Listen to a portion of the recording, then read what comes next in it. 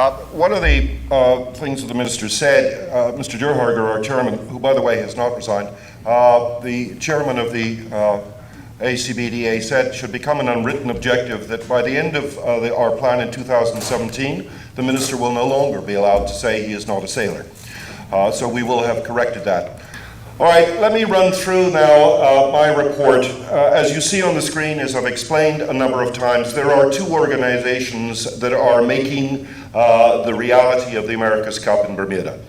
They are the ACEA, which is the America's Cup Event Authority, and the America's Cup Bermuda, ACBDA. There are distinct responsibilities for both, but they are working incredibly closely together to deliver the event. In simple, short-term explanation, the ACEA is responsible for delivering the event. ACBDA is responsible for delivering the venue. Now, the ACEA is much broader than that. They are delivering the events around the world. And as you can hear, as you will hear tonight, those events are multiplying, they're growing, and the exposure of the America's Cup, and to us more importantly, the exposure of Bermuda, is becoming quite extraordinary. I think the other thing that is important to emphasize is that this event, from Bermuda's perspective, is being delivered not by a huge number of paid individuals. There are in fact very few paid individuals working for the ACBDA, but there are over 200 volunteers on some 17 working groups that range, as you can see, all over the board, who are specifically focused on areas from security to transport to health and safety, all of whom are developing plans, bringing the people together. I attended a meeting last week where there were something like 130 people, all volunteers, who were there simply to work on the on-water regulation and the boating activities on water. And that's just one committee delivering one aspect of their responsibilities.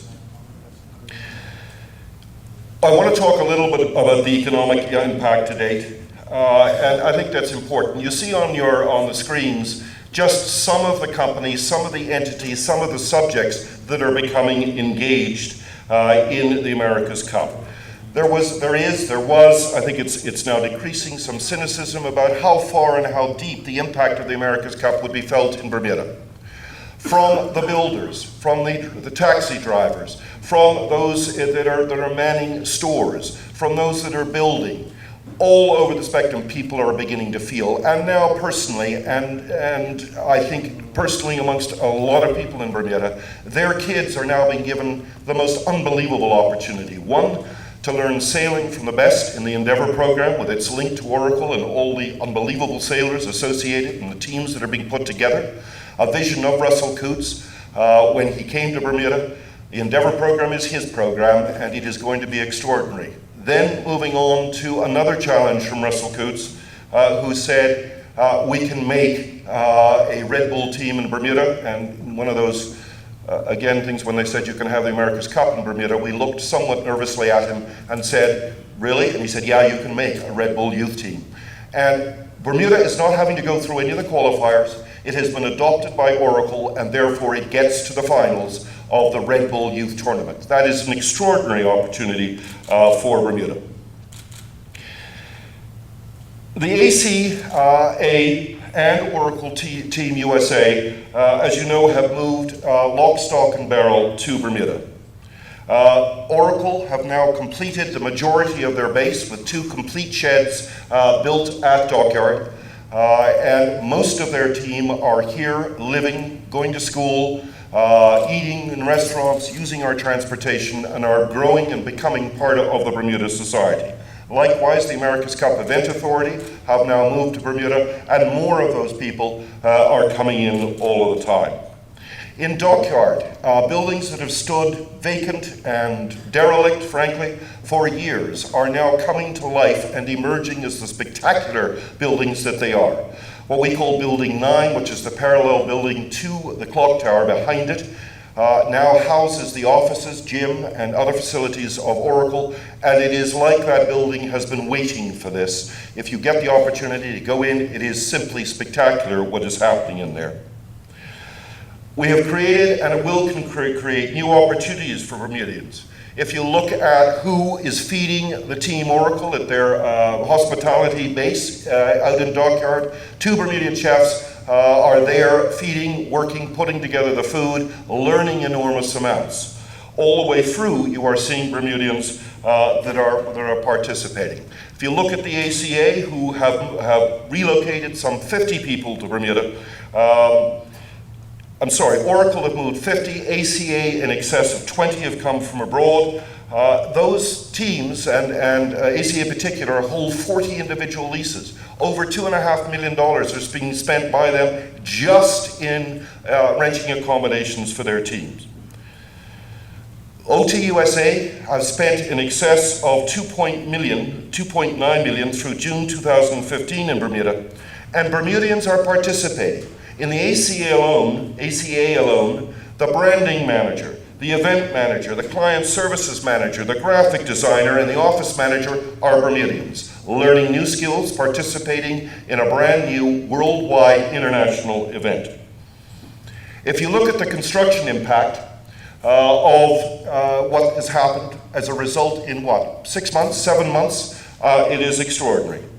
As I said, the OT USA base, with the renovations of both Building 9 and other buildings, have had a wide-ranging impact on the construction industry, requiring services from simple as fencing, to asphalting, to construction, to building buildings, steel erection, plumbing, large numbers of people employed on that base. And now that we've finished Oracle, unanticipated, by the way, in our economic study, which we did prior to the bid, which we released and the Minister has talked about in the House, in excess of what we anticipated, Team Japan is now moving its whole operation to Bermuda.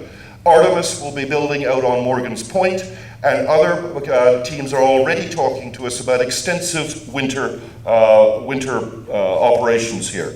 They will be living here, they will be eating here, they will have to be transported. All of these additional things are in addition to what the Minister gave us as conservative estimates of the economic benefit to Bermuda. If you look at some of the statistics to date, some 56 local firms, some 58 of total firms, 48 of which are Bermudian, have been engaged already. Overseas firms are acting as suppliers or specialty items like steel and floating docks. 257 workers have been involved, with a total spend to date, only 6 months in, of $5.83 million. Bermuda is benefiting, as the Minister said way back when he announced it, is becoming a reality. And it has only just begun.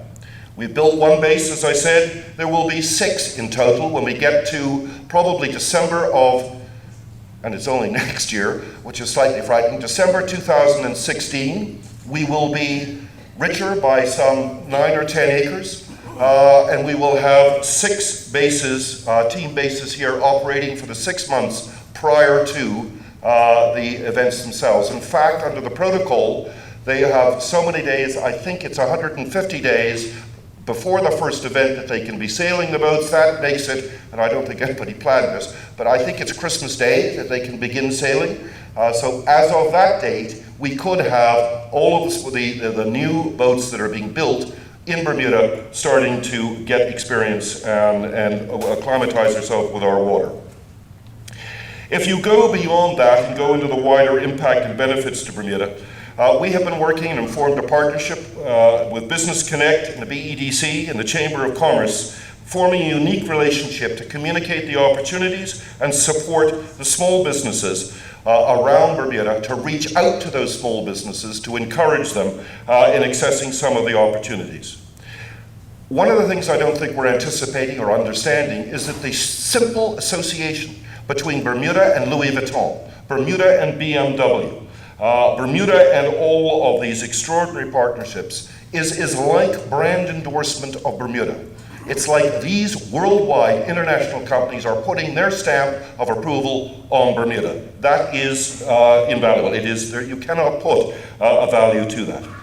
Plus, we are already seeing enormous interest of other sailing entities coming to Bermuda. We are becoming, as a result of the America's Cup As Russell Coote said we would, by the way, 6 months, 9 months ago, we are becoming the sailing capital of the world. We have the Flying Phantom Regatta in November and December. We have the International Moth Regatta in December. We have the RC44 Regatta in March, and there are more coming.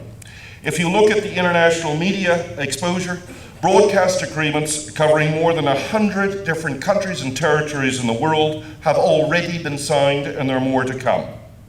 We estimate that there is some 1.5 million views of videos that feature Bermuda on Facebook alone. Artemis Racing and Team Japan, as I said, are already based here and building. An additional 80 families will move here by the end of October. Artemis is moving their entire operation from San Francisco, and as I said, have taken over Morgan's Point, and SoftBank will soon begin their building. All the racing now in Bermuda, that wasn't the case when the bid was awarded, as I've said earlier. Bermuda Youth Sailing, and you're going to hear more about this in a minute, will receive funding from the International Sailing Federation, and this is a first for the America's Cup, where the entire sanction fee event will be split between 2 youth programs, one international and one in Bermuda. Red Bull Youth of Bermuda, the Red Bull Youth team, will have its own team base in the Red Bull Youth America's Cup, as we talked about earlier. This is an extraordinary opportunity for our young athletes to be racing on the same boats that you will be seeing here in October. In August, we had some 50 Bermudian young athletes try out. There will be another tryout in September and another one in December, and by April, we will announce the overall team that will whittle down to the final numbers as we work through the year. In essence, an enormous amount has happened, an enormous amount is happening, and there is, I don't think any of us, frankly, anticipated that it would be quite as spectacular as it is being already. With that, what I would like to now introduce is in fact, if you go back to the last public meeting when we were talking, Sir Russell was talking, he was slightly hedgy on what other teams might be joining us. Since that meeting, and that was not long ago, one new team not only has been announced, but it's already here.